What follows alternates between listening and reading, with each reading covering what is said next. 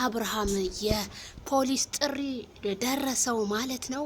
በጣም እንግዲህ ያሳዝናል። ትዳራቸው እዚህ በመድረሱ የብዙዎቻችንን ልብ ሰብሮታል ማለት ነው። እንግዲህ ዛሬ ያው ሁሉም መጥተዋል። ኤፋም አለ፣ አረ ወይኔ አቡሻም የጠፋ ሰው አለ። አብርሽ እንግዲህ የክስ ወረቀት ወደ ቤቱ መጥቷል ማለት ነው። ሩታ እንግዲህ አምራለች። አሁንም የክስህን ወረቀት ተቀበል ብላለች ማለት ነው። አብርሃም እንግዲህ ፋይሉ ምን ይል ይሆን?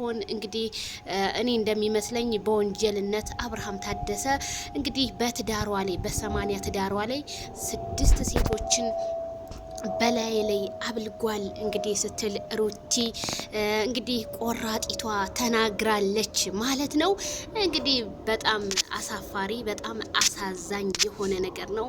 ምክንያቱም የነሩታና የነ አብርሃም ትዳር እንደዚህ ይሆናል ብዬ አንድ ቀንም አስቤ አላቅም ነበረ።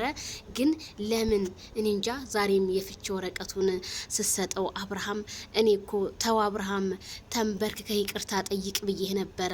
ነገሩማ ፖሊስ ጋር ከደረሰ እኔ እንጃ በጣም ያስፈራል አብርሃም ማለት ነው። ምክንያቱም ወንጀለኛ ተብሎ እንዲሁም በጣም ብዙ ቪዲዮዎች እንግዲህ ቢያጠፋቸው እንኳን ሩታ እንግዲህ ዳውንሎድ አድርጋ እንዲሁም ሌሎቹም ዳውንሎድ አድርገው ሊያስቀምጡ ስለሚችልና መረጃ እንደሚሆን ነው እንግዲህ ከአንዳንድ የመረጃ ምንጮቻችን የሰማ ነው። አዎ ይሻላል። ምክንያቱም የሶሻል ሚዲያ ሰው እናንተን ሊዳኝ ወይም ዩቲዩበሮች ሊዳኙ ስላልቻሉ ያው ህግ ነው እንግዲህ ህግ በላይ ጋር ከደረሰ ይሄ ነገር ህጉ ይፈታዋል ብዬ ነው የማስበው። አብርሃም ግን ምን ተሰማህ ሩታ ህግ ስትል እንዴ? አንተ ተንበርክከ ይቅርታ አትጠይቅም ነበር እንዴ? ዛሬም ጥፋቱን ደጋገምከው። እኔ እውነት አብርሃም ይቅርታ ብትሸነፍ ምንም ችግር የለውም። ብትሸነፍ ምን ችግር አለ? ሚስት ናት አይደል እንዴ? ግን እኔ እውነቴን ነው የምላችሁ እንደው በወንጀል በቃ ወንጀለኛ ነህ ተብሎ ይታሰራል።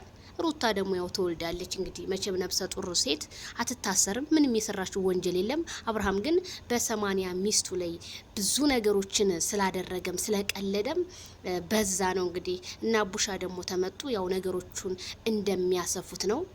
ምክንያቱም አንድ ሰው መቼም የሆነ መካከል ላይ ማስታረቅ የለም ማጣላት ነው እንጂ የኛ ሰው እኔ እንጃ። ሰው ሲጣላ ለምን ወደዛው እንደምትገፋፉት ባላቅም ያሳዝናል። እንግዲህ አብርሃም የክስህን ወረቀት እንግዲህ ይዘህ ነገ ያው እንደሚታወቀው ወደ እስር ቤት ትገባለህ ማለት ነው። ወይ እኮ አብርሃም አሁን እኔማ ነገ እንግዲህ ነገ ያው ማልቀስ አይቀርም አብርሃም እስር ቤት ከገባ ያሳዝናል። ያኔ ሩታና አብርሃምን እኔ በፍቅር ነበር ማያቸው፣ በጣም ነበር የሚወዳቸው። ግን አብርሃም የቤቱ አባዋራ እንግዲህ ወደ ህግ ሲቀርብ እንግዲህ ምን ተሰማችሁ? እንደዛ ቲክታክ ላይ በለው ፍለጠው ቁረጠው ስትሉ የነበረ ሩታ ታዲያ ጥንካሬዋን በማሳየት ማን ያገባዋል ምን በማለት እንግዲህ ሩቲ ቆርጣለች ማለት ነው። እንግዲህ ጽናቱን ይስጣችሁ ላለው ቲክታከር ላይ ያላችሁ እህቶቻችን አብርሃም የመጥሪያውን ወረቀት ይዘህ ወደ እስር ቤት ማለት ነው።